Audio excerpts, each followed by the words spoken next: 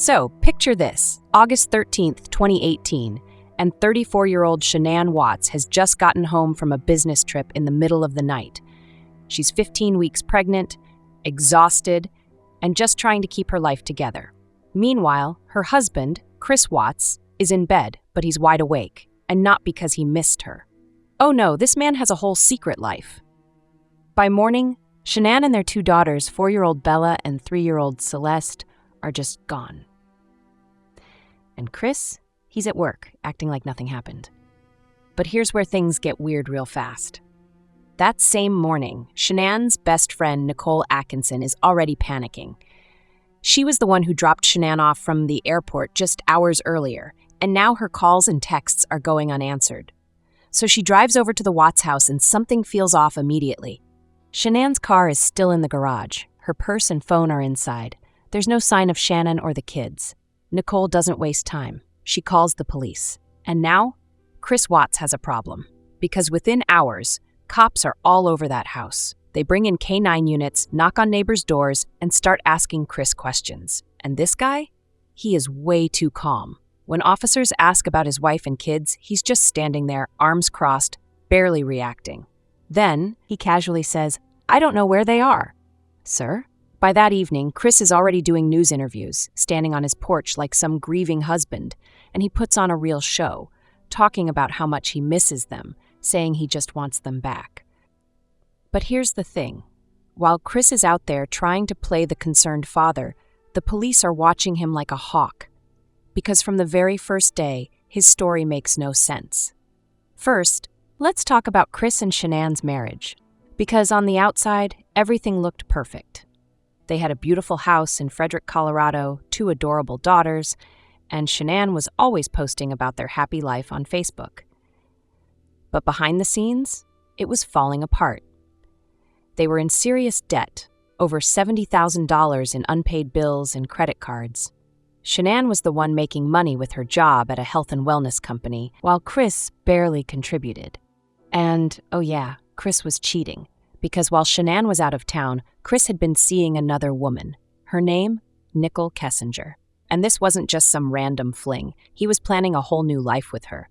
The man was out here going on dates, booking vacations, even telling people he didn't have kids. Like, excuse me? Sir, you have a whole family. And it's not like Shanann didn't notice. Just days before she vanished, she confronted him. "Are you having an affair?" And Chris, he straight up denied it. But then, he stopped answering her texts, stopped saying, "I love you," started acting cold and distant, like he'd already checked out, and by the time she got home from that business trip, he had already made up his mind. Now, let's go back to the police investigation. Because while Chris is out here doing his best Oscar-worthy performance on the news, the cops are pulling receipts. First, they check his neighbor's security camera. And guess what? At 5:27 a.m., Chris is seen backing his truck up into the garage. And guess what he tells the cops? "Oh, I was just loading up some tools for work." At 5 in the morning? Then they bring in cadaver dogs. And when they sniff around Chris's truck, they alert, which means at some point there was a dead body in that vehicle. At this point, police are like, yeah, this guy's full of it. So on August 15th, they bring Chris in for questioning. And this man? He fails the polygraph test so badly, even the examiner tells him, "Dude, you should have just lied better." So now he's cornered. And instead of just admitting to what he did, he tries to flip the script. Shanann did it. No, seriously. Chris tells the cops that after they had a fight, Shanann snapped and took out their daughters. And then he just reacted. Sir? No, the cops aren't buying it for a second. And when they confront him with the evidence, that's when Chris Watts finally breaks. He tells them where to find the bodies, and what they discover is horrific. Chris had driven Shanann's body and his 2 daughters to a remote oil field, one owned by his company, Anadarko Petroleum. He buried Shanann in a shallow grave. Then, he stuffed Bella and Celeste's bodies into separate oil tanks. Let that sink in. He didn't just end their lives, he dumped his own children into crude oil tanks. And the most disturbing part? One of them was still alive when he did it. Real quick, if you like this story so far, go ahead and like, comment, and hit that subscribe button. It helps more than you know, and trust me, you don't want to miss what's coming next on Talescape. All right, back to it. At this point, Chris Watts is cornered. He's confessed, and now police are recovering the bodies. First, they dig up Shanann. Then, they turn to the oil tanks. And this part, it's horrifying. The tanks are sealed shut, filled with crude oil, and only have an 8-inch opening at the top. So that means Chris had to force his daughters through those openings. And the most disturbing detail, Bella was still alive when he did it. She fought back. When the medical examiner checked her remains, they found oil in her lungs. That means she was breathing inside that tank. Let that sink in. Her last moments were spent drowning in oil, and this is the man who said he loved his kids. So, what actually happened that night? Chris finally admits everything. After Shanann got home, they got into an argument. She confronted him about the affair, told him their marriage was over.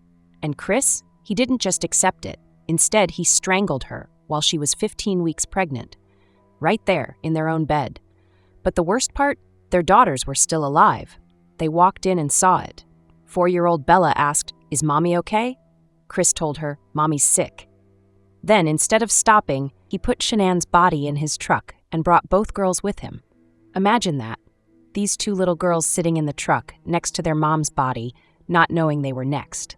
When they got to the oil field, he took Celeste first. He smothered her with a blanket while Bella watched. Then, when he turned to Bella, she fought back. Her last words, "Daddy, no." And just like that, he ended his own daughter's life. So why did he do it? Chris claims he felt trapped. Said he wanted to be with Nicole Kessinger, didn't want to deal with his wife or kids anymore. But let's be real.